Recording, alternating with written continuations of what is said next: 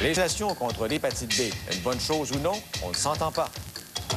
Pour ou contre la vaccination massive, à la veille de la campagne contre l'hépatite B, la controverse repart de plus belle. La vaccination contre la méningite en 1992 avait soulevé, vous vous en souviendrez sans doute, beaucoup de questions, de controverses même. Bien, celle contre le virus de l'hépatite B prévue pour cet automne risque de faire autant de bruit. Y a-t-il vraiment urgence d'agir? Là-dessus, les représentants du milieu de la santé ne s'entendent pas. Ce soir, dans un premier reportage sur la controverse au sujet des vaccins, Sophie Thibault a constaté que beaucoup de questions restent encore sans réponse.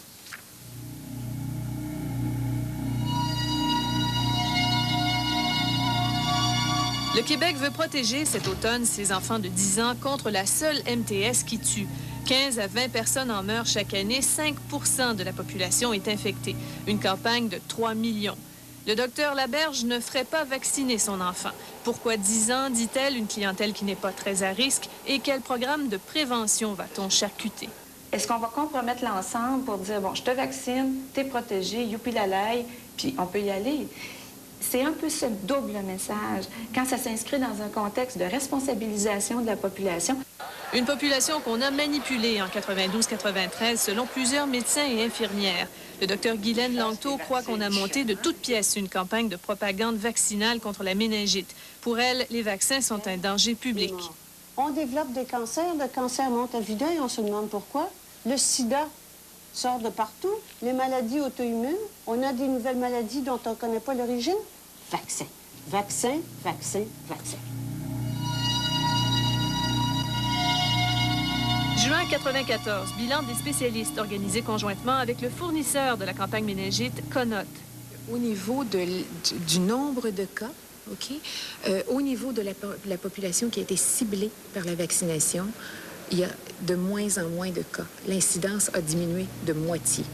On a immunisé plus d'1 400 000 jeunes au coût de 23 millions, même s'il n'y avait pas d'épidémie, et ce malgré la contre-indication des médecins conseils de la Direction de la santé publique en février 92.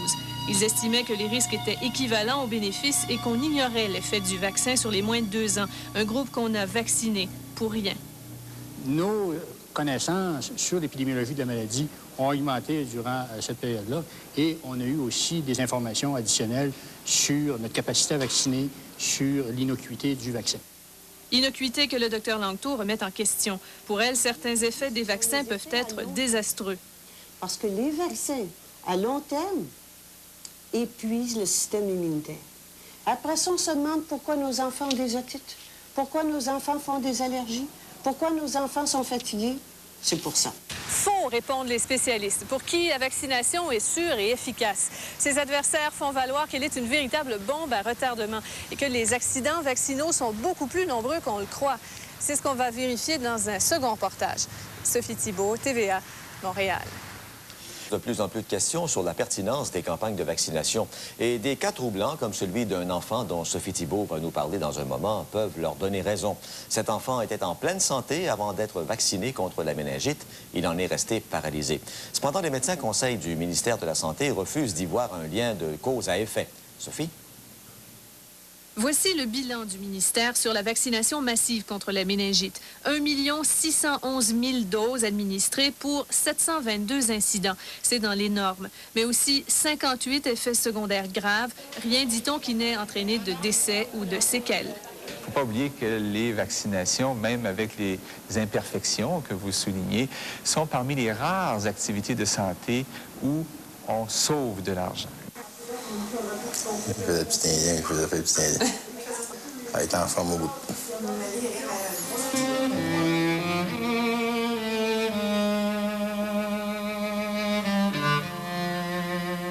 Il était sur le point de marcher avant qu'il soit vacciné, puis il a perdu son équilibre.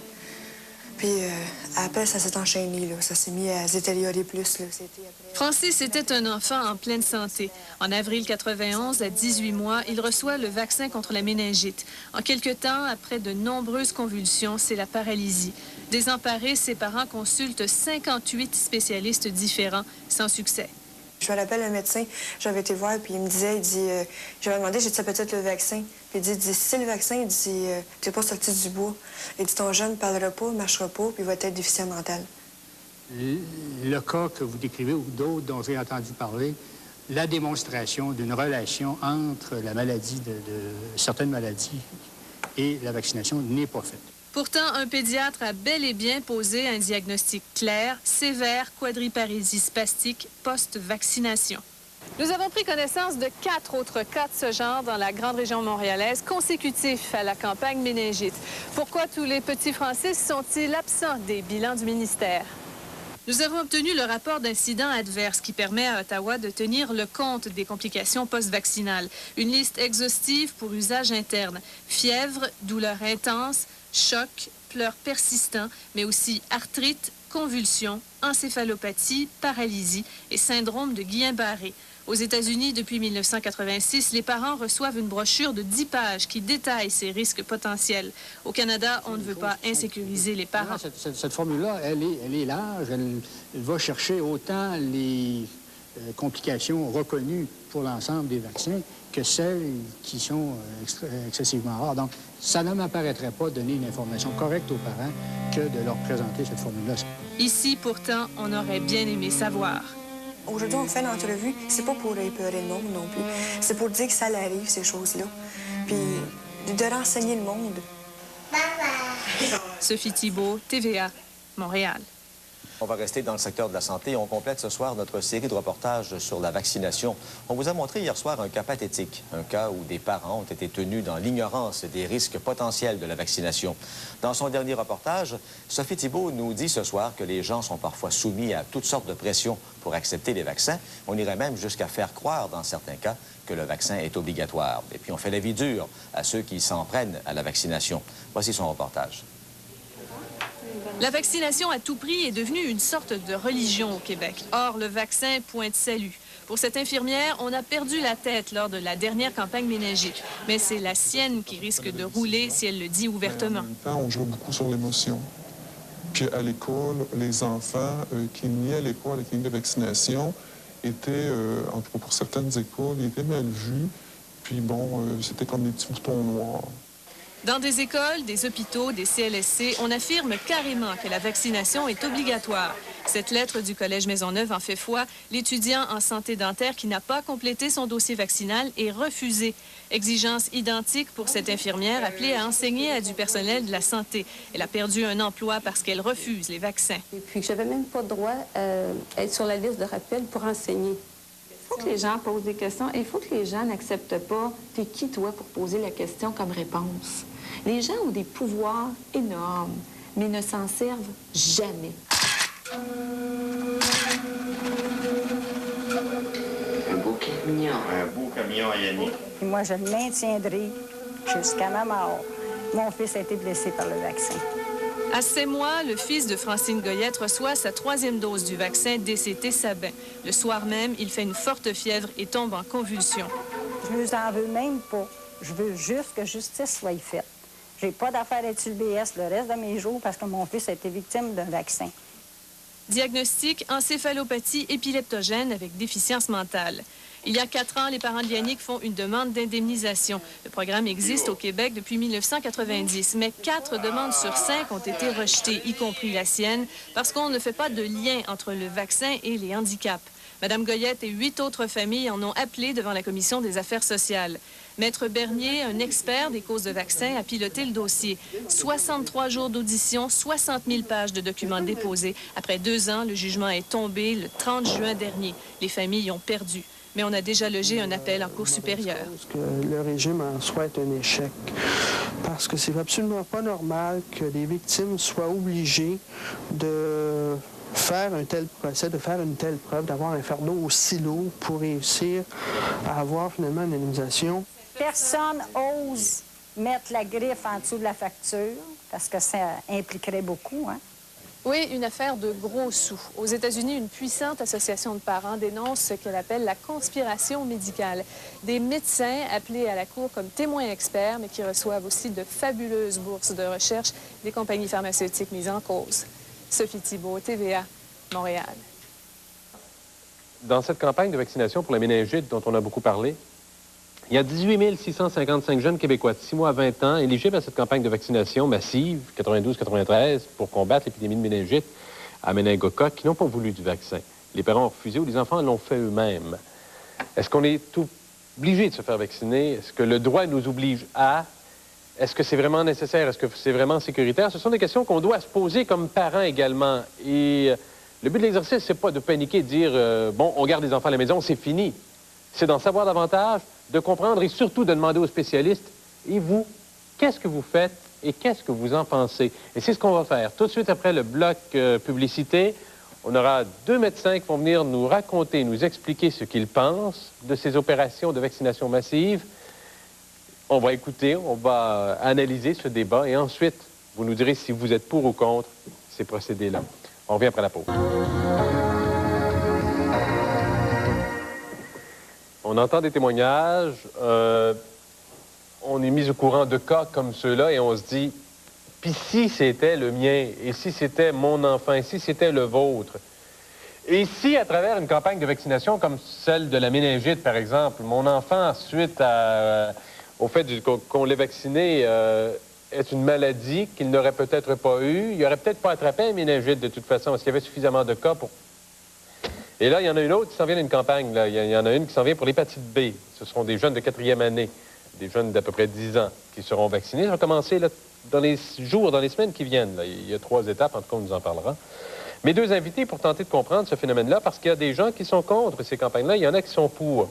Le docteur Guylaine Langto. Docteur Langto, bienvenue à l'émission, bienvenue à Première Ligne. Enchanté. Le docteur Marc Dionne également. Docteur Dionne, qui lui est coordonnateur de l'équipe des maladies infectieuses de la région 03. Mais vous avez pris part activement à ces campagnes-là, celle pour la méningocoque et également celle à venir. J'ai été 7 ans au ministère comme responsable, entre autres, des programmes d'immunisation. Vous savez, quand on parle de vaccination, et on a entendu un témoignage pathétique, celui de Mme Majot, et on ne peut pas rester insensible à ça. Lorsqu'on regarde des résultats, 1 600 000 vaccins donnés dans cette campagne, en ce qui concerne la méningite, la méningocoque, 722 incidents, 58 effets secondaires graves, et des cas comme ceux qu'on nous rapporte, peut-être pas facile à prouver, mais en tout cas des cas comme ceux qu'on nous rapporte, on se dit, mon Dieu, est-ce que ça ne fait pas plus de dommages, la vaccination, que la maladie elle-même? Et vous, Mme Langto, docteur Langto, je commence par vous. Vous avez une opinion très précise sur ces campagnes de vaccination-là. Jusqu'à il y a 2 ans, lors de la première campagne de vaccination contre la méningite, la campagne de peur où on disait qu'il n'y en aurait pas assez, qu'il fallait se faire vacciner, jusqu'à ce moment-là, je disais, comme tous les médecins, je répétais ce que j'avais appris. Que les vaccins, c'était bon, que les vaccins avaient fait disparaître les épidémies, que les effets secondaires étaient sans importance et que c'était la meilleure chose que l'on pouvait faire sur le plan de la prévention. Quand j'ai vu la campagne de peur en 1980, je pense celle de 91 ou 92, j'ai réalisé, parce que je sais que quand on fait peur aux gens, c'est pour leur faire faire quelque chose qu'ils ne feraient pas spontanément. Alors je me suis dit, pourquoi fait-on une campagne de peur massive? Et là, j'ai commencé à m'informer, pas dans mes livres de médecine conventionnelle. Toute l'information que nous recevons comme médecins est une information qui est entièrement contrôlée par l'establishment médical, c'est-à-dire par les autorités médicales.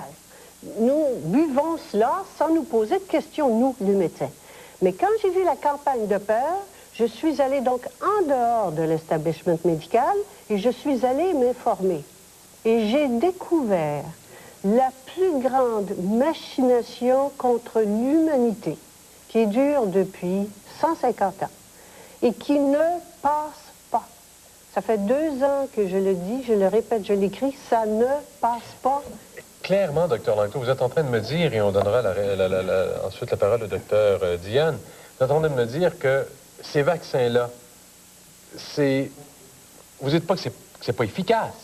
Vous dites que c'est dangereux, que c'est pas efficace, en tout cas que c'est pas nécessaire. Alors, concrètement. 1, ça ne protège pas. Ça ne veut pas dire si vous avez un vaccin que vous êtes protégé. 1. Deuxièmement, ça détruit votre système immunitaire. À répétition, les vaccins à répétition épuisent le système immunitaire. C'est comme si vous aviez une armée, on a tout ce qu'il faut pour se défendre, mais que tous les jours, vous attaquez votre armée, vos soldats sont épuisés. Donc, les vaccinations à répétition épuisent le système immunitaire. 3, les vaccins sont prélevés sur des animaux. Nous modifions notre code génétique. On va avoir des enfants ou des petits-enfants qui vont sortir avec des queues de souris puis du poil de lapin. C'est la réalité, ça, monsieur.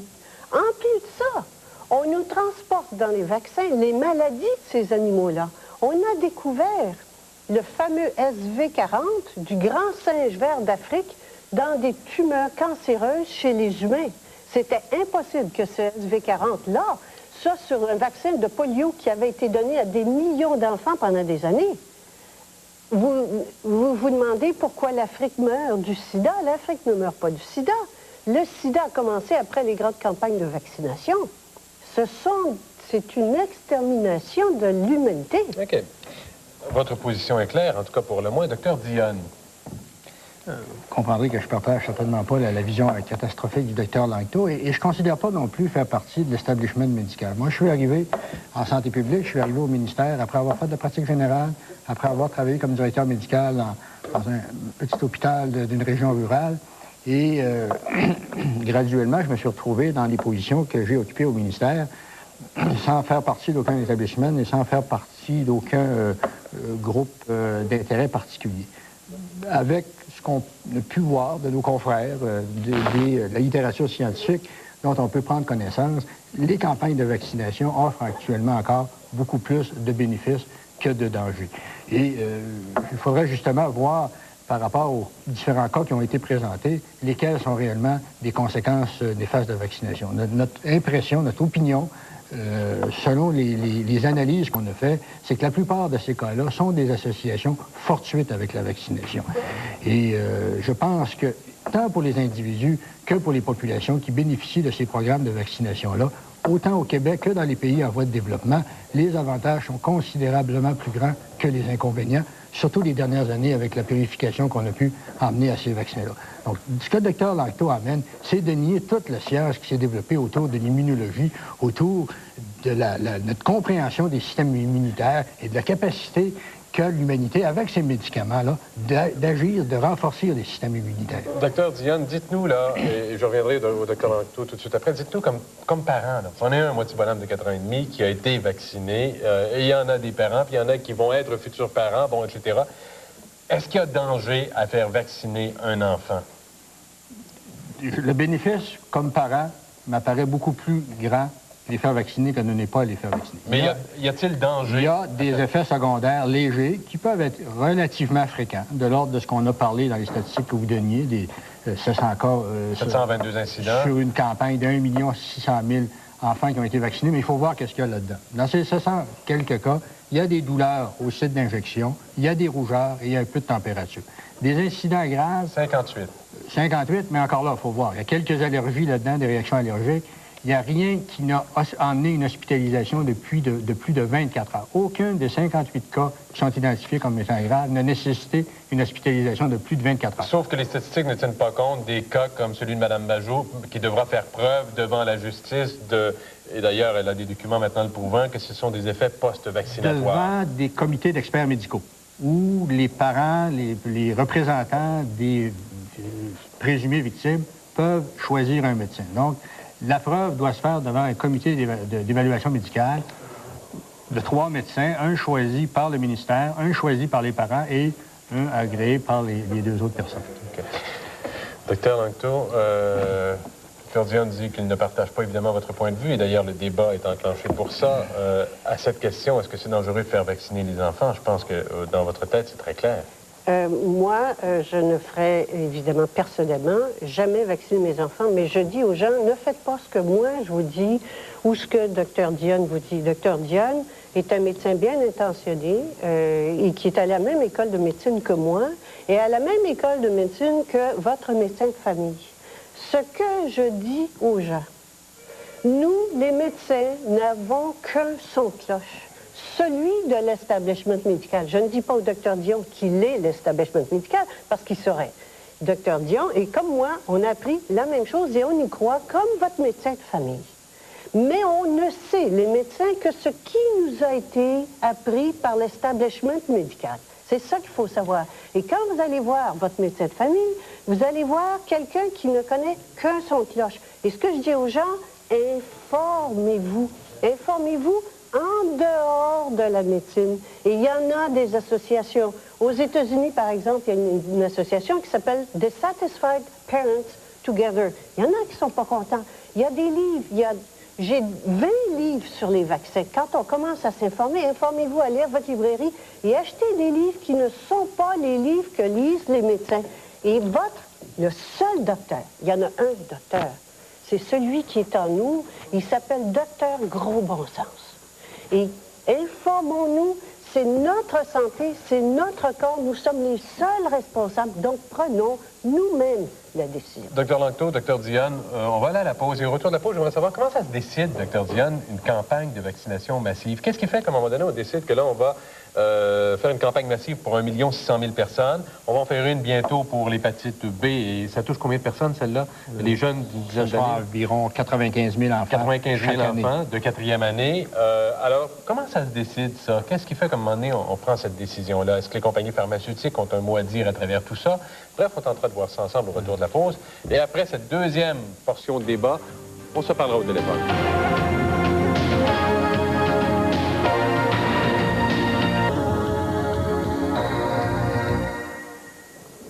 Il y a des gens évidemment, qui sont au téléphone, qui vont intervenir tout à l'heure, qui vont donner leur opinion, mais il y en a d'autres qui nous écrivent, et il y a des gens qui me disent, et c'est un peu dans le sens de cette question-là, comment ça se décide une campagne de vaccination? Il y a des gens qui me disent, est-ce que, quand on regardait dans l'actualité le nombre de décès par méningite, on l'a établi à un moment donné, j'ai des données là, entre 90 et 92. Bon, novembre 91 et avril 92, il y a eu 7 décès.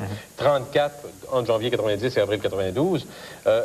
Est-ce que c'est suffisant à la lumière des effets secondaires, des 58 effets secondaires graves, des cas comme celui de Mme Majot? Qu'est-ce qui fait, à un moment donné, qu'on se dit, gars, il y a trop de décès, là, on y va, on fonce, on va vacciner tout le monde?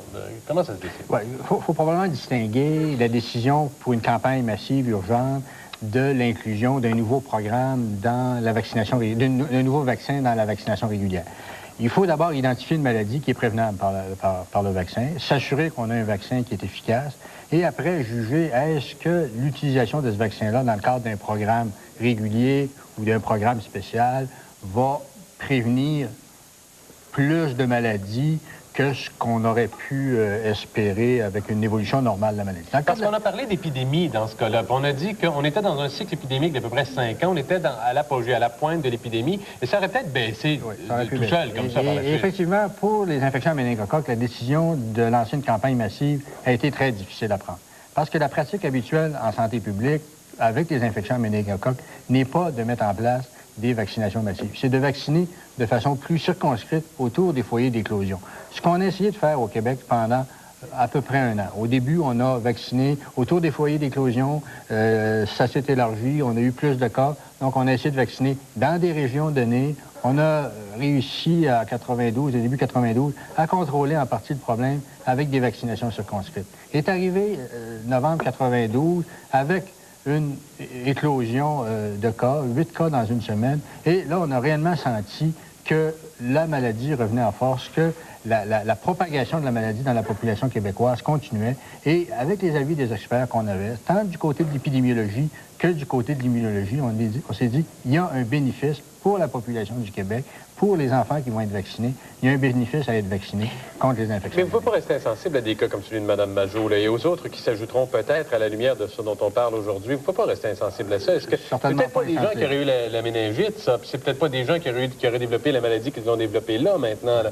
Ce sont des victimes à travers le système. C'est justement parce qu'au Québec, on n'est pas insensible à ces questions-là qu'on est actuellement la seule province au Canada à avoir un programme d'indemnisation pour les victimes d'immunisation. Mais pas facile à faire la preuve, on l'a vu. Là, les recours juridiques ne sont pas évidents. Oui, mais il faut faire la démonstration devant un comité médical qu'il y a une relation de cause à effet entre le vaccin et la maladie. Et on en a quand même accepté un certain nombre de cas dans le programme d'indemnisation. Madame Langto, vous avez une opinion très précise là-dessus sur le pourquoi de campagne massive. Vous avez déjà parlé du phénomène politique, des compagnies pharmaceutiques qui veulent pousser également des produits. Il y a de ça, selon vous, également, à travers tout ça. Mais je pense qu'on peut demander à M. Dionne, est-ce que c'est vous qui prenez la décision? Est-ce une décision médicale ou est-ce une décision politique?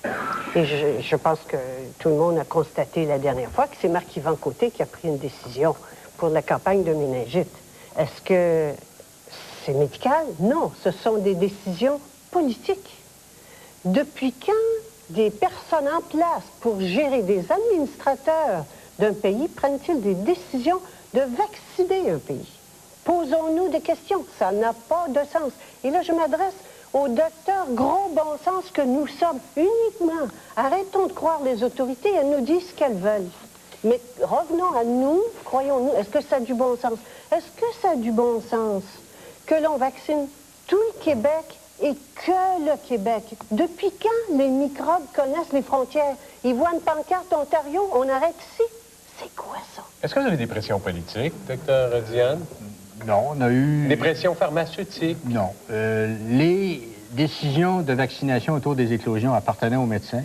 Lorsqu'on a recommandé, les autorités de santé publique, les spécialistes en santé publique ont recommandé aux autorités politiques la vaccination provinciale, il y avait des fonds additionnels à être débloqués. Donc, il y avait une décision politique, d'une certaine façon, d'allouer ces fonds-là. Mais ce n'est pas une décision politique de développer la vaccination. C'est réellement sur la recommandation des autorités médicales.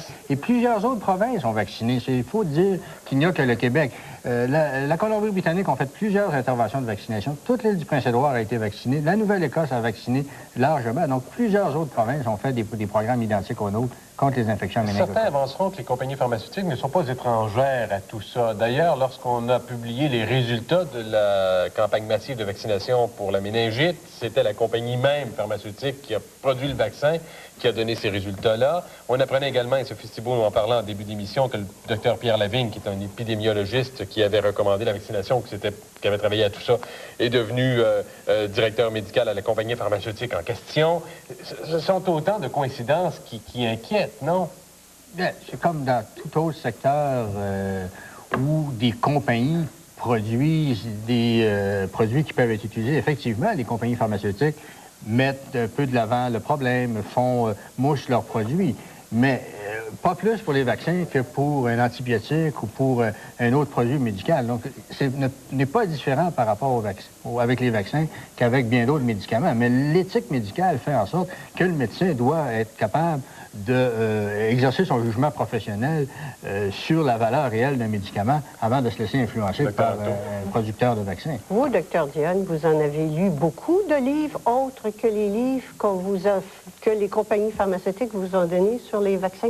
J'ai assisté à des conférences scientifiques. J'ai lu des... Financées par qui, Dr. Diane? Ben, je crois que... Financées par qui, Dr. Diane? Certaines activités ont été financées par des compagnies, mais la plupart des activités, des revues médicales qui paraissent par qui, dans les revues. Quand on parle des revues aussi prestigieuses que New England ou le Lancet, c'est financé par les abonnements. Non. Financé il y a une complète séparation entre les gens qui, à l'occasion, vont donner une subvention et les éditorialistes ou les éditeurs de ces revues-là. Le choix des articles n'est pas soumis à la décision des compagnies pharmaceutiques. Dr. Diane, je suis médecin comme vous. Je reçois les mêmes revues que vous. Et je pense que là, j'encourage le public à le faire. Allez voir les revues de vos médecins. Feuilletez. Vous allez voir qu'elles sont pleines d'annonces de produits pharmaceutiques. Dis-moi, je vais vous dire une chose, quand quelqu'un paie pour une revue, il a droit de regard dans ce qui est dedans. Et c'est la compagnie pharmaceutique qui paie tout. Elle paie nos congrès, elle paie nos revues, elle paie notre information, elle paie nos projets de recherche, elle paie nos étudiants dans les universités. On rentre là, ils nous paient des parties, ils nous paient des projets de recherche. J'ai un ami qui reçoit 100 000 $ par année pour faire des projets de recherche. Elle paie tout. Donc, elle décide de tout. Et ça, je pense qu'il faut le savoir, du moins que le public le sache. C'est une réalité que les compagnies pharmaceutiques sont très présentes dans les subventions de revues, en particulier et canadiennes et québécoises. Si on parle des grandes revues internationales prestigieuses, c'est beaucoup moins présent. Mais le domaine des vaccins, je pense, est encore moins influencé par ça que l'ensemble des produits pharmaceutiques. C'est vrai que pour l'ensemble des médicaments, les compagnies pharmaceutiques sont très présentes dans la publicité de leurs produits. Mais l'exercice, la responsabilité professionnelle du médecin doit faire la part. Il y aura une campagne, madame, monsieur, une campagne bientôt, là, contre l'hépatite B. Je lisais un document concernant ces vaccins-là, puis on dit qu'aux États-Unis, le premier vaccin commercial qui devait être disponible en 82 concernant l'hépatite B On a inoculé tout ça. Et il en ressorti que l'incidence d'hépatite B aiguë aux États-Unis passa de 55 000 cas par 100 000 en 81 à 63 cas par 100 000 en 87. Alors, 55 cas par 100 000, 63 cas par 100 000 en 87, on dit ce qui convainquait difficilement de son efficacité. C'est vraiment efficace, dans le fond? Non, mais il faut bien voir qu'avec les programmes... Non, mais les programmes de vaccination de l'hépatite B ont été jusqu'à maintenant limités. Et on s'est rendu compte effectivement que la stratégie de vaccination contre l'hépatite B de groupe n'était pas efficace. Et c'est justement à partir de ces articles-là qu'on revient avec des campagnes plus larges, de se dire nos campagnes ciblées ne sont pas efficaces. Le vaccin est efficace Vous nous dites que c'est pas efficace, puis vous revenez avec d'autres campagnes, mais ça n'a pas de bon sens. Ce n'était pas efficace de vacciner uniquement certains groupes à risque. Donc, ce qui semble l'approche la plus réaliste pour prévenir l'hépatite B avec la vaccination, c'est de faire comme pour les autres vaccins, de vacciner toute une groupe. Pourquoi les enfants de 10 ans? Pourquoi les enfants de 10 ans? Écoutez, quand même, je veux juste vous répondre à cette question-là. L'hépatite B, OK, ça a de très faibles protections parce qu'on développe très rapidement des anticorps. C'est-à-dire que les vaccins deviennent très... Je me souviens plus, mais la résistance est très, très rapidement développée. Donc, l'efficacité est presque nulle. Deuxièmement, c'est un vaccin extrêmement dangereux. Ça, il faut le savoir, et qui donne des maladies de foie très graves. Et c'est pas dit, ça. C'est pas le vaccin qui donne les maladies, c'est la maladie. Non, non, non. Le vaccin aussi donne des atteintes hépatiques. Puis vous le savez même pas, Dr. Dionne. Je sais pas, vous avez pris votre information. Informez-vous. C'est un vaccin. Dans les revues scientifiques, dans les congrès. C'est ça. La même chose. Tout financé par l'industrie. Sortez de l'industrie si vous voulez vous informer. Non, mais madame, on mène au Québec, on a un système de surveillance des effets secondaires des vaccins. On a une surveillance épidémiologique. Tellement bonne que le cas du petit garçon qui a été cité à la télévision n'a jamais été relevé. Il n'a pas été relevé dans les statistiques, puis il y en a plein d'autres comme lui. Il n'est pas déclaré actuellement comme un cas d'effet secondaire de vaccin. Mais pourtant, il y a des médecins qui le disent, là. Attention, il y a des médecins qui le disent, mais encore faut-il qu'ils nous fassent la démonstration, qu'ils acheminent aux experts médicaux qui vont évaluer ces dossiers-là. Bon, les experts qu'ils acheminent le dossier. S'ils n'ont pas acheminé le dossier encore, c'est qu'ils doivent être assez peu convaincus de la justesse de leur diagnostic. Vous savez, Dr. Dionne, ils sont tous comme vous. Ils vont tous à la même école, ils apprennent tous la même chose, puis sont tous financés par l'industrie. Nous sommes tous pareils, les médecins, mais il y a des patients qui sont là. Il y a un public qui est là, qui veut prendre une décision. Et ce public-là, je leur dis, informez-vous en dehors du milieu médical. Hépatite B, Dr. Langto, hépatite B, ça s'en vient, là. Je vous pose une question rapide avant d'aller à la pause, et puis on a des téléphones, les gens voudront parler également, mais pourquoi des jeunes de 4e année, pourquoi des jeunes âgés de 10 ans, pourquoi pas ceux qui sont en 3e année, pourquoi pas ceux qui sont en 5e année? Bon, il y a une décision à prendre. On croyait que la bonne approche était de vacciner tout un groupe d'âge comme on fait avec les autres vaccins. On avait différents choix, plus vieux, plus jeunes. Le risque de contracter l'hépatite B est plutôt à partir du moment où on est actif au plan sexuel. Alors pourquoi pas les jeunes de 13 ans qui commencent une vie sexuelle? Il fallait faire un choix. Est-ce que c'était mieux d'y aller au niveau du secondaire ou au niveau du primaire? Donc on voulait être sûr, tant qu'avoir un programme comme ça, qu'on rejoindrait facilement tous les jeunes avant même qu'ils aient commencé, soit abandonné l'école. On a fait l'évaluation de l'efficacité de la vaccination au primaire et au secondaire. On s'est rendu compte que les enfants étaient plus faciles à rejoindre au primaire et que les groupes étaient encore complètement constitués à ces âges-là. Il y aurait des risques à cette vaccination-là qui s'en vient? Selon nous, à peu près aucun. À peu près aucun. Informez-vous, il y en a, et de très grands. C'est un vaccin, en plus de ça, d'origine virale, extrêmement dangereux.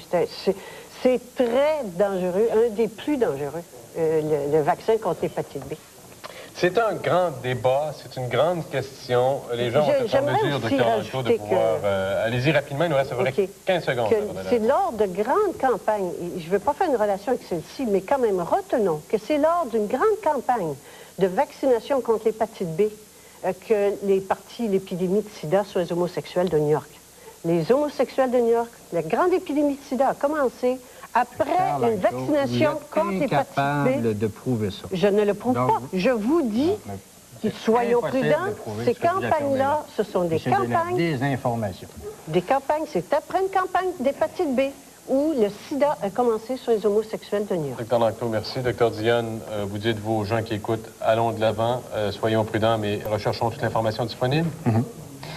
Dr. Langto, Dr. Dionne, merci beaucoup de vous être prêté à ce petit débat. Le sujet est vaste. Et vous, qu'en pensez-vous? Au retour de la pause, on vous rencontre.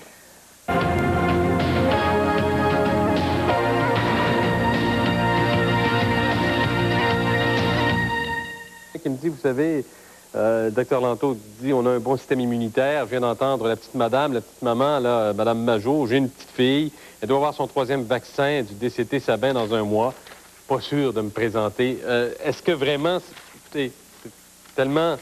Il y a un paquet de cas qui me sont donnés également de personnes qui me relatent des faits. On les transmettra à qui de droit, des faits relatifs à des maladies développées après l'inoculation d'un vaccin.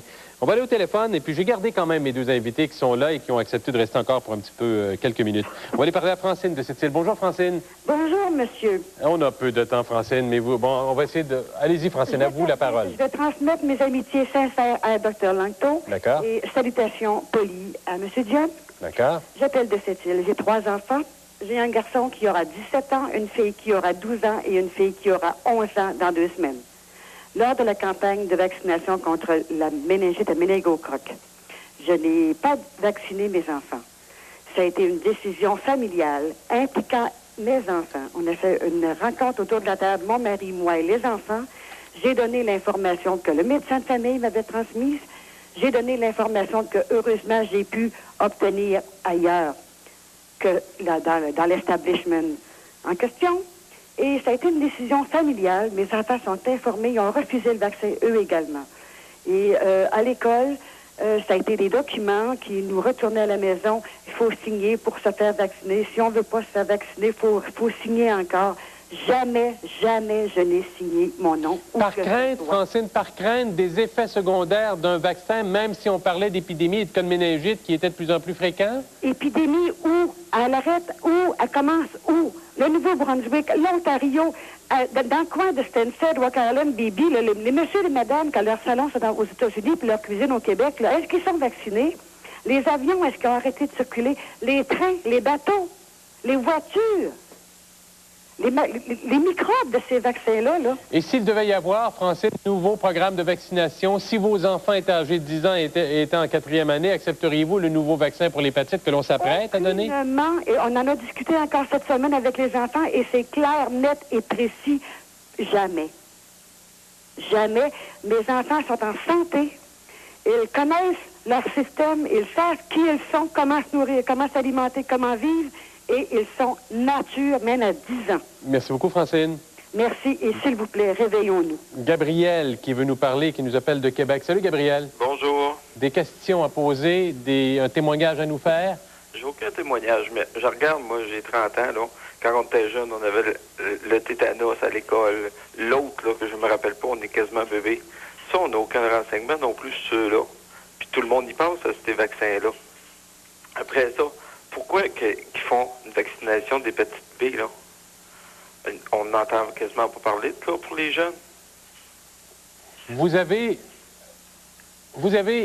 inquiet par manque d'informations relativement à toutes ces campagnes-là et à la vaccination en général? Oui.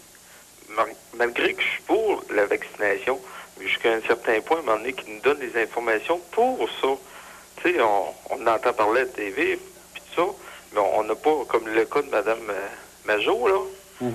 Ça, comme tu dis, ça rentre pas dans les statistiques. Ça secoue, en tout cas. Oui. Ça secoue.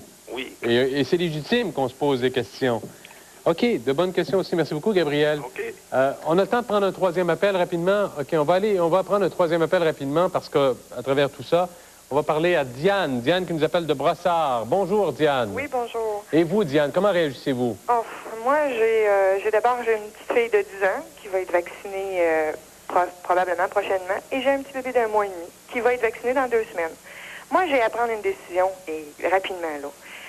Je vous avoue qu'après avoir entendu vos 2 experts, je suis aussi mêlée, je le sais pas. J'ai aucune idée qu'est-ce qu'il faut que je fasse. J'ai peur. J'ai peur par rapport à ce que Mme Langto a dit. Ça me fait absolument, ça me donne des frissons dans le dos. Moi, je regarde mon petit bébé d'1 mois qui se balance dans sa balançoire. Qu'est-ce que je fais? Qu'est-ce que je fais? J'ai aucune idée. Puis moi, ça fait 10 ans que je fais vacciner ma grande, toujours en pensant que je la protège. Aujourd'hui, je peux faire vacciner ma grande en pensant qu'il peut m'arriver ce qui est arrivé à la petite madame là, avec son bébé. C'est un dilemme. J'ai aucune idée. Je suis absolument plus mêlée. J'ai jamais été si mêlée pour mes enfants. J'ai une grande décision à prendre. Diane, j'espère qu'on va tenter de vous éclairer, pour le moins en tout cas, de demander aux médecins et aux gens de poser davantage de questions et avoir davantage d'informations sur les séquelles, les effets secondaires et tout ce qui peut se produire relativement à ça. Ce que disait Mme Langto, tantôt, informez-vous, mais essayez de lire un document médical, vous. Moi, j'y arrive pas. Puis les documents qui nous parlent, là, Mme Langto, qui nous parle d'aller voir, là, j'ai juste un livre d'infirmière ici. Mon Dieu, les termes qui sont là-dedans, j'arrive pas à les comprendre. Il faut que je me fie à un expert. Diane, merci beaucoup pour votre témoignage et il y a bien des parents qui partagent vos inquiétudes. On va aller à la pause parce que ça file vite et puis... Docteur Langto, vous êtes là depuis le début. C'est drôle, je prends le téléphone de cette dernière dame, Diane de Brossard, qui dit « Monsieur Paradis, je suis mêlé, ça se peut pas, vous êtes des experts, mais je suis mêlé. » C'est incroyable, docteur Diane, c'est incroyable, docteur Langto, on ne sait plus quoi penser. Je vais répondre à ça. Je vais répondre à cela parce que depuis 2 ans, moi, que je veux informer les gens, donc je fais des conférences. Êtes-vous tout seul dans votre clan? Il n'y en a pas beaucoup. Et tous les gens auxquels j'en parle, ils ont peur. La peur. Et madame a peur. Et vous savez, pourquoi on a peur? Les médecins ont peur. J'ai une femme qui m'a téléphoné l'autre jour qui m'a dit « Ma mère a reçu un vaccin contre la grippe. 2 mois après, elle est morte. Elle était en parfaite santé, début de la soixantaine. Qu'est-ce que je fais? » Elle a essayé d'avoir des choses. Les médecins ne veulent pas signer. Êtes-vous en train de nous dire, et j'irai voir le docteur Diane, il nous reste suffisamment de temps pour vous donner un peu de parole à tous les deux. Est-ce que vous êtes en train de nous dire qu'à partir de maintenant, tant qu'au docteur Langto, en tout cas, il faudrait refuser systématiquement tout processus de vaccination que ce soit? Jamais je vais vous dire vacciner ou vaccinez pas. Jamais. Pourquoi? Parce que c'est une décision personnelle. Et c'est ça que je veux dire à Madame de Brossard. Madame de Brossard, arrêtez d'écouter un expert ou un autre expert. Personne n'est expert pour votre santé. Il faut se fier sur vous, Mme Langto. Il faut se fier sur les médecins parce qu'on ne connaît pas ça, la maladie, puis on ne sait pas comment ça se propage.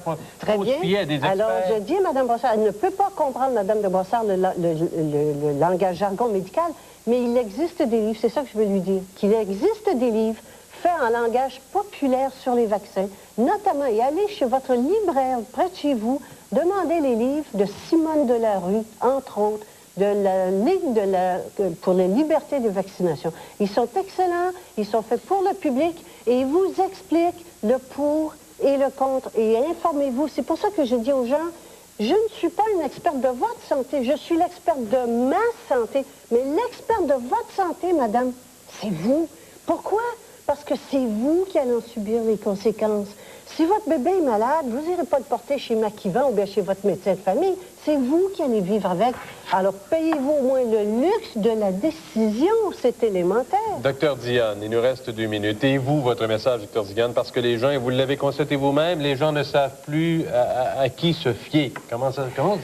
Les avancées de docteur Langto sont contraires aux données scientifiques actuellement. Et je comprends bien le malaise des gens parce qu'effectivement, pour ces questions-là, ils doivent, à un moment donné ou l'autre, se reposer sur des experts. Lorsqu'on se fait opérer à cœur ouvert, on doit se fier sur le chirurgien qui nous opère. Lorsqu'on se fait installer une valve artificielle, on doit se fier que cette valve-là va être correcte et on doit s'appuyer sur des analyses scientifiques. Les hémophiles qui ont fait confiance à la Croix-Rouge pour leur sang, là, ils ont fait confiance à des experts. Demandez-leur s'ils sont heureux d'avoir fait confiance à des experts. Et vous dites quoi à la population, docteur Diane, à travers tout ça aujourd'hui? Parce qu'il y en a une autre campagne. Les données scientifiques actuellement démontrent que la vaccination protège efficacement contre des maladies mortelles. Et certaines de ces maladies-là ont à peu près disparu de la surface de la Terre grâce à la vaccination. Qu'on aurait peut-être droit à davantage d'informations sur les effets, qui nous en manque peut-être, qu'on n'a peut-être pas toutes les données requises pour se faire une opinion parent d'enfant? Surtout dans des programmes massifs comme les infections à méningocoques et l'hépatite, on se rend compte qu'effectivement, il faut donner de l'information plus que la vaccination se fait à l'école. Normalement, dans les programmes réguliers, la vaccination se fait soit en cabinet privé de médecin ou en CLSC et normalement, la personne qui administre le vaccin est en mesure de donner toute l'information aux parents. Pour les campagnes massives, il y a une obligation de notre côté de bien informer la population, puisque souvent les parents ne sont pas présents. Systématiquement, vous faites vacciner vos enfants tout le temps? Oui. Tout le temps. Pourquoi les vaccinations sont-elles faites à l'école? Qu'est-ce que c'est que cela? Depuis quand on force tout le monde est là, le bétail est là, on vaccine. Voyons donc, c'est forcé. Personne n'est forcé, toute la vaccination est toujours volontaire. Volontaire, OK. Sous autorisation des parents. Docteur Langto, merci beaucoup. Le temps file. Docteur Diane, merci de vous être prêté à cette discussion-là, histoire de nous éclairer, mais il y a encore du chemin à faire parce que je ne sais pas ce que vous en pensez. Demain, on s'en parle encore une fois. Demain, on refait le point là-dessus. On aura de nouveaux invités. Faut qu'on aille à la pause. Ah, bon.